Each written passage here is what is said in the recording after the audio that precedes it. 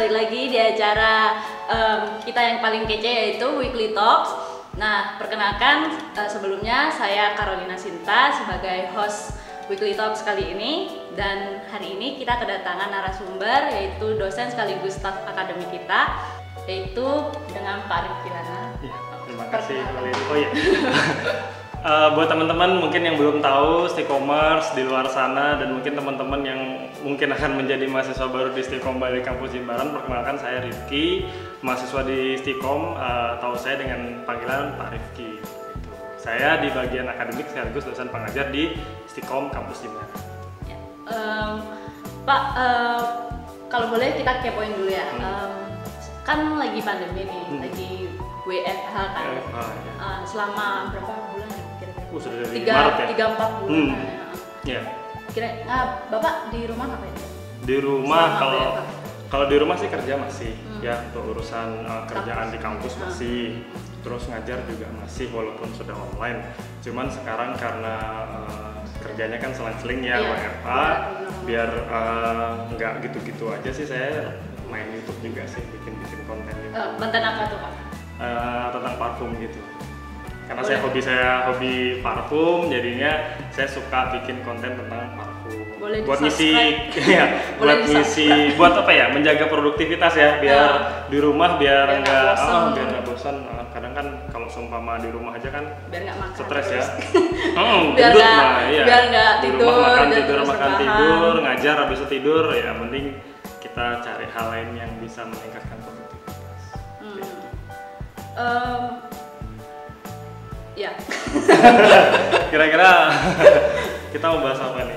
Oh ya, kita hari ini kita mau bahas dengan topik Weekly Talks kali ini, yaitu tentang Disaster Recovery Plan. Jadi Disaster Recovery Plan itu rencana pemulihan bencana. Jadi kan sekarang nih lagi pandemi. Kita kan lagi di tengah-tengah lagi pandemi. Bencana, bisa dibilang bencana wabah ya. Wabah mendunia. Mendunia. Jadi pasti banyak sekali yang mengalami kerugian. Betul. Apalagi di bidang ekonomi, banyak nih perusahaan-perusahaan, apalagi di Bali ini kan banyak hotel-hotel nih Pak. Jadi kayak curhat sedikit aja Pak. Jadi kan saya punya kakak nih, punya kakak. Jadi kakak saya tuh kerja di hotel, terus habis itu dia dirumahkan karena nggak ada pemasukan juga kan dari hotelnya, nggak ada sumber daya masuk, tapi pengeluaran besar, pengeluarannya besar gitu. Kalaupun itu ternyata pemasukannya cuma gasnya cuma dari 1-2 orang, ya tetap aja rugi kan. Jadi kan itu perlu kayak disaster recovery gitu. Perlu penerapan DRP. Jadi menurut Bapak tuh DRP itu apa? DRP ya. Jadi menurut saya, jadi DRP itu gini, DRP itu pedoman. Ya. DRP itu pedoman penanggulangan sebelum bencana terjadi, ketika bencana terjadi, dan setelah bencana terjadi. Nah, jadi DRP itu istilahnya dia outputnya berupa dokumen pedoman, gitu ya. Kalau menurut saya di tengah-tengah pandemi ini penting ya kita menerapkan DRP. Harusnya sebelum bencana ada, DRP itu sudah harus diterapkan. Cuman yang namanya wabah COVID kan siapa yang tahu. Nah, bencana misalkan gempa, jangankan wabah, gempa aja kita nggak ada yang tahu. Tiba-tiba gempa, perusahaan gedung hancur, kampus jebol gitu ya istilahnya. Hancur semua ya, lab hancur segala macam, terus kita gimana? Nah, makanya kalau menurut saya penerapan DRP itu harus ada sebelum bencana terjadi. Misalkan contoh kecil, perusahaan yang menerapkan DRP harusnya ada dana darurat, harusnya ada asuransi. Ya kayak misalkan server, ya kalau seumpama ada budget lebih, asuransiin lah servernya, ya, atau gedung, asuransiin gedungnya. Misalkan sewaktu-waktu kebakaran atau gempa bisa cepat pulih. Ya artinya kita itu kalau kita menerapkan DRP, artinya kita tuh dalam tanda kutip bisa bersahabat dengan bencana. Makanya di tengah pandemi ini banyak perusahaan yang memang down karena COVID. Tapi tidak sedikit juga yang mampu survive. Nah biasanya yang mampu survive itu dia sudah nyiapin dana darurat, ya, asuransi, ya, terus lalu dia misalkan istilahnya dia mampulah memanage SDM-nya, memanage infrastrukturnya dia biar tetap settle gitu. Ya di tengah pandemi ini pun nggak berhenti di situ aja. Di tengah pandemi ini pun perusahaan yang menerapkan DRP itu dia mampu, istilahnya malah dia mampu meningkatkan stabilitas ekonomi perusahaannya seperti itu. Jadi itu sih. Gitu. Jadi harus benar-benar gitu ya Pak ya? Iya. Jadi sebelum membangun sebuah perusahaan benar-benar harus ada DRP. Iya, diterapin DRP-nya. Contoh di Indonesia.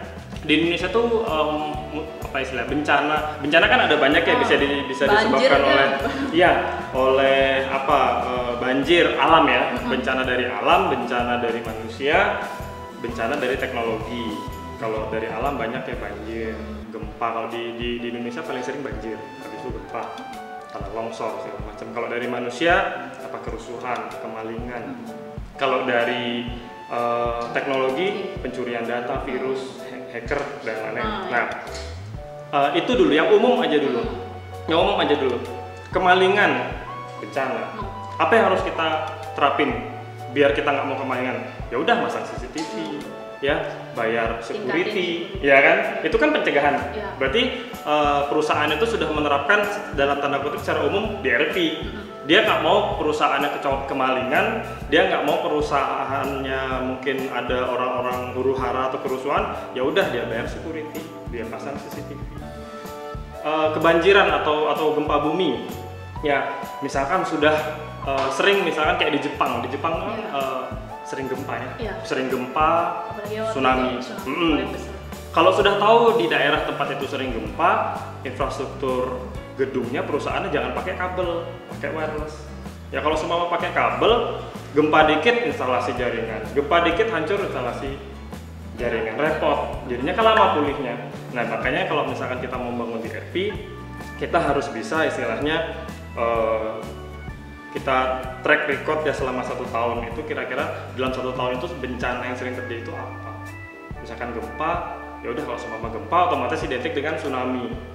Nah berarti mungkin ya servernya disimpan dengan baik atau sewa server di tempat lain yang lebih aman. Ya kantor dekat pantai sering gempa, semua infrastrukturnya ditaruh di sana. Nanti gempa tsunami hilang semua, nangis asetnya semua. Kayak gitu. Berarti kayak kampus ini berarti udah menerapkan DRP ya? Iya, kalau di Stikom sendiri sih setahu saya kan di sini ada server, di RON juga ada server. Cuman saya nggak tahu karena saya bukan bagian jaringannya istilahnya, saya nggak tahu apakah Stikom sudah istilahnya backup data ke cloud juga, ke virtual juga, atau duplikasi data ke vendor lain sih saya kurang tahu. Cuman itu harusnya juga penting ya, sewaktu-waktu yang namanya gempa gede, gedung hancur, server rusak, data-data mahasiswa, data keuangan, data ayo gimana? Olin yang sudah bayar kuliah dibilang belum bayar kan gimana kira-kira? Ya kan? Ya itu.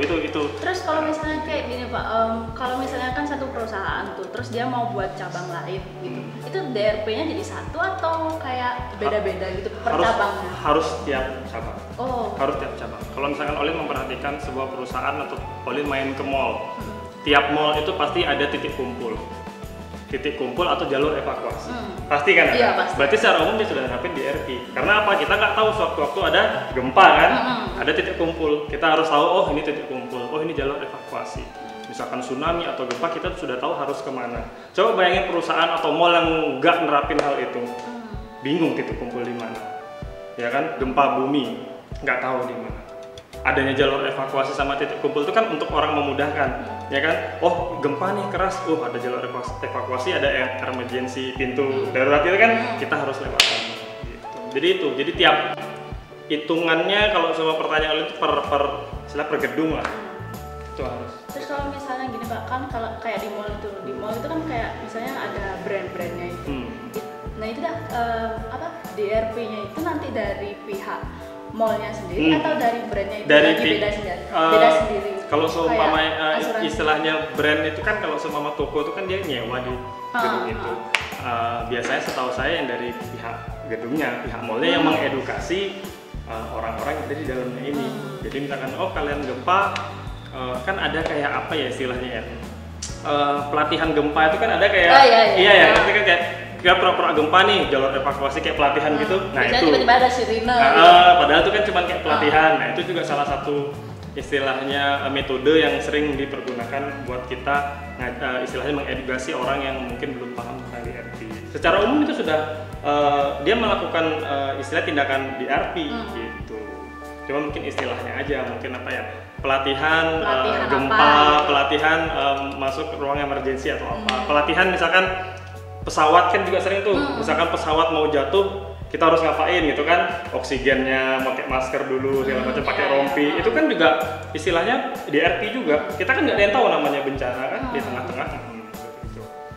Terus kayak misalnya kalau misalnya suatu perusahaan ya Pak misalnya orang mau bangun suatu perusahaan, gimana dia pertama kali mau ngerancang sebuah DRP itu? Bagaimana dia mau membangun sebuah dokumen DRP? Ya.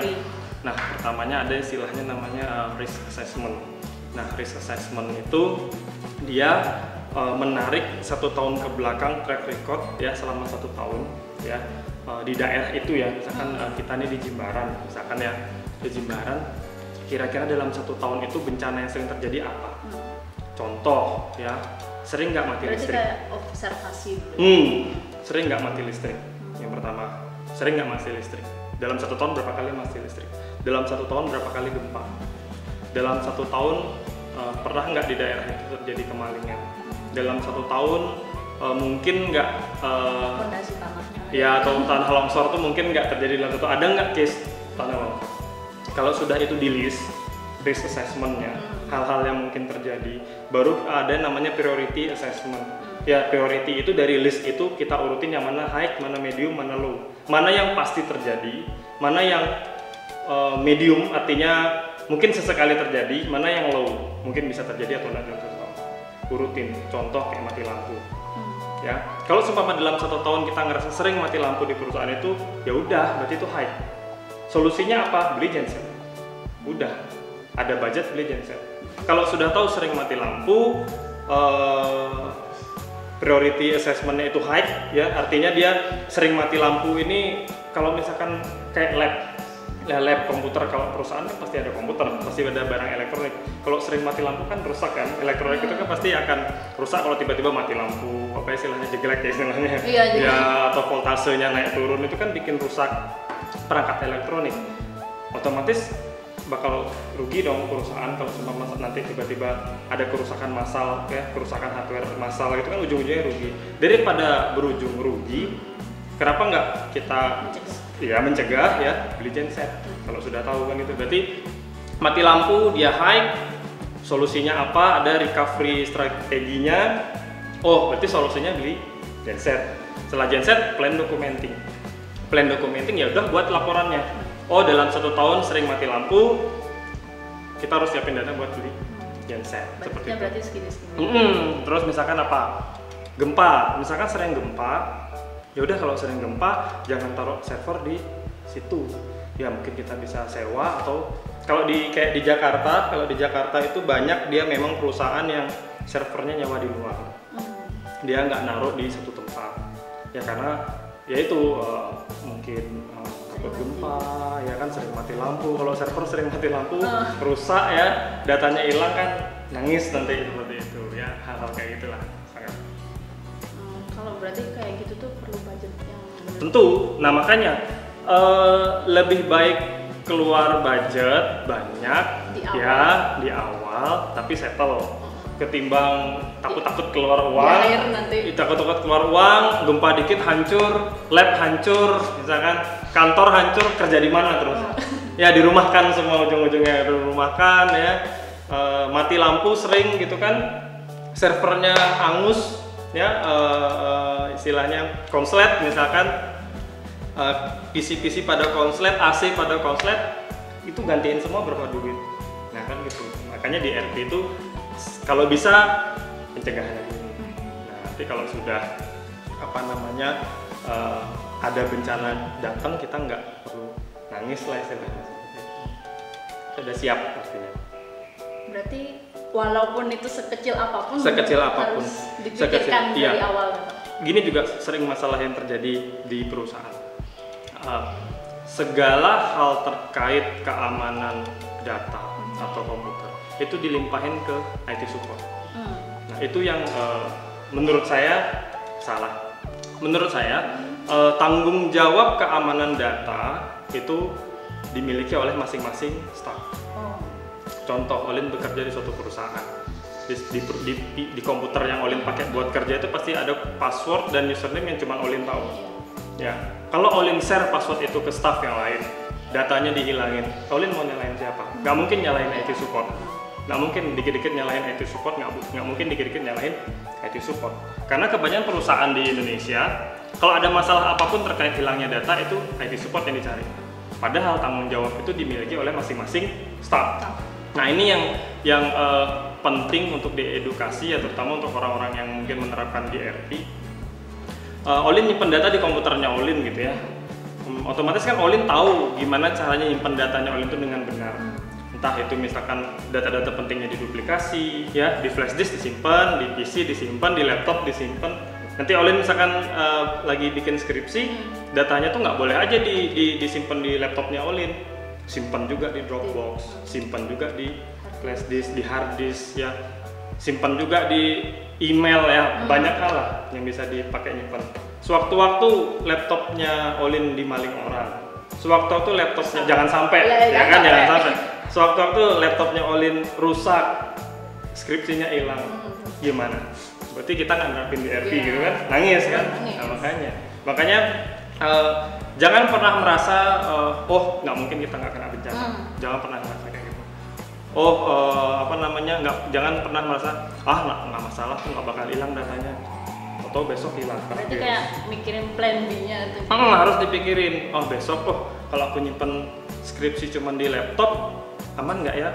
Jangan deh di laptop, coba di komputer juga deh. Ya deh, simpan di hard disk juga deh, simpan di flash disk juga deh, simpan. Pokoknya gitu. Dan update secara berkala. Ada perubahan di flash disk, backup di tempat lain, backup. Pokoknya ingat aja backup. Kalau untuk kehidupan sehari-hari itu misalnya perorangan nih Pak, kayak misalnya ya seorang diri gitu, misalnya mau kemana gitu, perlu nggak sih Pak? Perlu banget.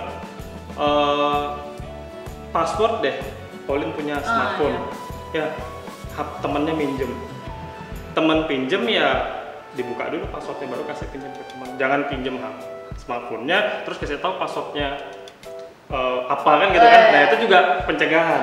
Itu yang pertama. Dan kedua gini, di Jepang itu nerapin yang namanya satu koper. Dia nyiapin satu koper. Isinya itu ijazah, KK, akta kelahiran. Per orangnya ya? Per orang. Di rumah. Dia punya satu tas. Dia gempa yang yang dibawa itu apa? Nggak kasur yang dibawa, nggak lemari yang dibawa. Ya udah koper itu isinya dokumen. Nah itu mungkin yang bisa tips mungkin dari saya yang bisa diterapin buat kehidupan sehari-hari, bahwa dokumen-dokumen penting ya, digitalisasi dokumen. Ijazah itu kalau bisa punya soft filenya. KK, KTP kalau bisa harus punya soft filenya. Jadi kita bisa backup itu di Dropbox kita simpan, di laptop kita simpan file-file itu. Ya karena saya juga pernah punya pengalaman rumah kebanjiran, dokumen hilang. Iya, untung di Monang Maning dulu. Iya, banjir, KK hilang, akta kelahiran banjir, hanyut, repot. Karena iya, karena zaman dulu kan komputer aja nggak punya kan gitu kan, repot. Makanya sekarang semua dokumen penting saya digitalisasi. Mulai dari KK, KTP, ijazah saya digitalisasi, saya backup itu di mana-mana. Dan di rumah itu saya sudah nyiapin satu tas yang isinya dokumen keluarga. Waktu ada gempa gede, kita nggak ada yang tahu, tsunami gitu, yang saya bawa lari cuma tas aja, tas tenteng aja. Saya nggak mikirin bawa charger, bawa headset, bawa laptop hilang nggak apa-apa. Mungkin dari di tas ini. Termasuk asuransi kita sendiri. Pokoknya dokumen penting lah. Itu harus disiapin. Banyak soalnya rumah kebakaran kan sering banget. Rumah kebakaran tuh orang nangis bukan nangis uangnya kebakar, enggak. Dokumennya kan ijazah segala macam, itu yang repot. Ribet soalnya. Itu yang repot. Jadi itu yang mungkin bisa saya share tips ya, bahwa jangan pernah merasa bahwa kita itu nggak mungkin kena bencana. Jangan cuma mikirin satu plan aja. Iya, jangan mikirin kita naik motor, ya saya dari Denpasar ke Jimbaran naik motor, nggak mikir nggak mungkin ban bocor, nggak mungkin ada tilang, nggak mungkin ban bocor, nggak mungkin ada tilang, kita nggak punya SIM, punya STNK, iya kan, tahu-tahu kena tilang apes, ya kan. Enggak, ini juga usahakan jangan sampai dompet kosong. Ya. Itu juga sering banget, jangan sampai dompet kosong. Kita naik motor jalan jauh kan nggak mungkin. Biasanya males gitu ngambil uang gitu. Ya, terus gini juga sering motor bensinnya lagi sedikit kan, masih bisa nih. Iya, masih bisa nih gitu, masih bisa ujung-ujungnya dorong. Ya makanya ini yang jangan pernah merasa kita tuh nggak bakal kena musibah. Siapapun nggak pengen kena musibah ya kan, siapapun, cuman sebisa mungkin dengan konsep pemahaman di RP ini kita dalam tanda kutip bisa bersahabat dengan bencana. Kan kita naik mobil bannya bocor, kita sudah punya ban serep, nggak nangis. Oh ya nggak masalah, tinggal ganti ban kayak gitu kan. Bensin habis, udah dikit, jangan sampai habis banget deh, kita isi bensin dulu, aman gitu. Kayak gitu. Itu sih konsep yang harus kita tanam. Bisa dong, soalnya sekarang tuh apalagi anak milenial sekarang tuh kayak mikirnya ya udahlah jugaan itu kan enggak Tuhan, takdir Tuhan gitu. Iya, tapi kan nggak ada usahanya. Tapi kan nggak ada usahanya. Nah, ngomong-ngomong nih ya, mungkin nyinggung sedikit masalah hobi baru saya yang bikin YouTube itu. Nah, kenapa saya juga iseng-iseng bikin konten YouTube ya? Karena pandemi ini kan, pandemi ini bener-bener bikin dalam tanda kutip lumpuh banyak sektor, ya, bikin lumpuh banyak sektor. Kalau saya ngandelin di sini aja, artinya kita ya ngajar online, terus libur, terus di rumah, nggak ngapa-ngapain, nggak produktif, mau sampai kapan? Ya kan, makanya minimal saya punya hobi, saya alihkan itu ke YouTube. Jadinya di saat saya ada waktu luang, saya bikin konten YouTube. Walaupun walaupun belum menghasilkan benefit material gitu ya, belum ada dapat apa-apa, cuman kan teman dapat, link dapat, channel dapat, kayak gitu kan. Jadinya paling dapat. Artinya saya berusaha untuk istilahnya mencari celah dan sampingan gitu. Sampingan. Oke. Itulah di tengah pandemi.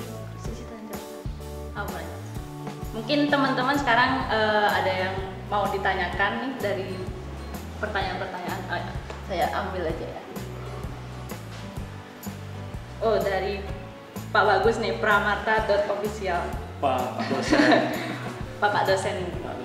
Mau nanya serius, sebaiknya sejauh mana jarak data center utama dengan disaster recovery center? Disaster recovery center, maksudnya jarak gimana nih? Artinya, coba saya ulang. Mau nanya serius, sebaiknya sejauh mana jarak data center utama dengan disaster recovery center? Oh, jarak data center utama dengan disaster recovery center. Oh, mungkin maksudnya gini Pak Bagus. Artinya kalau dari apa yang saya sampaikan tadi, mungkin lebih tepatnya kayak di mana sih naruh server yang aman gitu ya, server yang aman, data center yang aman atau server yang aman. Nah, idealnya dari paper yang saya baca itu minimal jarak server itu minimal itu 10 kilo dari pantai. 10 kilo dari pantai itu yang aman. Dan jangan naruh server itu di di basement atau di lantai yang paling tinggi, itu nggak boleh juga ya. Dan servernya sendiri juga kalau bisa di backup ya, ada duplikasi data, ada duplikasi atau virtualisasi data dan duplikasi data. Yang penting kalau virtualisasi data itu server itu tidak hanya secara fisik ya, backup secara berkala, secara virtual ya, mungkin bisa pakai cloud ya atau vendor-vendor lain. Kalau duplikasi data, kalau ada budget lebih, beli lagi server yang sama dengan data yang sama tapi taruhnya di tempat yang berbeda. Ya mungkin ya kayak di kampus ini ya, di Jimbaran ada server, di Renon ada server update secara berkala, di Jimbaran servernya rusak kan di Renon masih ada. Kayak gitu. Itu sih yang mau saya tekan. Ada lagi kira-kira yang mau nanya? Oh ya, nih dari Bali Mukini. Kak nanya serius, nyimpen G Drive data kita bisa dibajak nggak? Nyimpen G Drive di Google Drive ya? Di Google data bisa di G Drive. Pengalaman saya sih nggak pernah ya. Setahu saya sih kalau sekelas Google ya, sekelas Google itu udah settle. Cuman kembali lagi yang namanya kecolongan data kan kita nggak pernah ada yang tahu ya. Google Drive sendiri aman. Sekarang kan tergantung kitanya nih. Kitanya dapat nggak nge-share akun Google kita ke orang lain atau pernah nge-save password di perangkat yang berbeda terus kita save. Nah nanti tiba-tiba ada orang iseng masuk ya, kok ini sudah ada email passwordnya, tinggal di login, data-datanya langsung. Nah itu. Kayak gitu. Kalau dari Google Drive sendiri sih, saya berani bilang aman. Cuman usernya bisa nggak mengamankan gitu ya. Kalau semua masih login, sosmed segala macam masih di apa ya, save as ya, masih di save gitu kan, kita ketik email, password terus di save. Nah itu kan berarti kitanya sendiri yang nggak bisa mengamankan data diri kita. Apalagi sering kan misalnya kita minjem laptop teman gitu, masih nyangkut uploadnya, buka Google gitu misalnya, langsung lupa logout gitu. Nah lupa logout, asal tinggal terus pinjam dong, buka email password di login, di save. Terus ada orangnya mau login, loh ini ada nyangkut nih emailnya, di hack atau di apa kan. Nah itu yang paling sering sebenarnya dari usernya sendiri yang paling sering. Oh ya, untuk pertanyaan terakhir aja deh, untuk menghemat waktu ya. Jadi dari Geamel, data apa yang perlu masuk DRC Pak? Data apa? Semua data perlu masuk DRC. Semua data. Kalau misalkan di kampus ya, data mahasiswa, pembayaran, data diri, data karyawan, kalau bisa semua di backup, jangan sampai nggak ada. Sampai hal yang terkecil, nomor HP pegawai, alamat pegawai pun juga menurut saya juga perlu di backup. Kalau itu hilang, ya masa kerjanya staff, ya orang yang sudah kerja 10 tahun datanya hilang, kayaknya kamu baru kerja 1 tahun deh, enak digituin nggak ya? Orang sudah kerja 10 tahun, tahu-tahu servernya down, hilang datanya, ngulang lagi mau apa namanya istilahnya menginputkan datanya, terus kamu kayaknya baru kerja setahun deh, gitu. Padahal tuh 10 tahun. Nah kayak gitu. Jadi semua data, kalau bisa semua data. Ya, itu kayak pernah saya pengalaman pribadi Pak. Jadi di SMP saya dulu tuh kayak nomor telepon orang tua tuh semua bocor gitu data. Jadi satu-satu orang tuanya tuh ditelepon dibilang anaknya itu kecelakaan kayak gitu. Itu DRP-nya gimana kira-kira? Maksudnya datanya di sekolah itu hilang? Nggak tahu hilang gimana, tapi kayak bocor gitu, tiba-tiba udah ada yang nelpon gitu aja dibilang anaknya masuk rumah sakit lah kayak gitu. Itu yang nelpon itu bukan orang dari sekolah? Bukan orang dari sekolah. Oh, mungkin ya bisa jadi datanya itu ya bocor. Sama datanya itu bocor, ya mungkin ada orang-orang yang nggak bertanggung jawab, yang mungkin memang iseng kan gitu kan. Nah itu kembali lagi, kalau membahas tentang DRP yang harus diedukasi yang pertama itu orangnya. Ya orangnya paham nggak pentingnya data itu, ya jangan sampai data-data saya ya. Nah ini juga penting. Di luar itu nerapin kalau orang kerja di suatu perusahaan, ya dia orang kerja di satu perusahaan, dalam 1 bulan misalkan dia resign 1 bulan itu harus masih dipantau oleh perusahaan yang lama. Misalkan dia sudah bekerja, misalkan orang dari kerja di BNI resign pindah ke BCA, orang BNI ini harus menjaga orang yang pindah yang masuk ke BCA ini selama 1 bulan dipantau. Takutnya apa? Takutnya orang yang resign dari BNI ini ngebocorin datanya dia yang di kantor yang lama ke kantor yang baru. Nah itu yang nggak boleh. Itu yang di Indonesia kayaknya masih belum diterapin.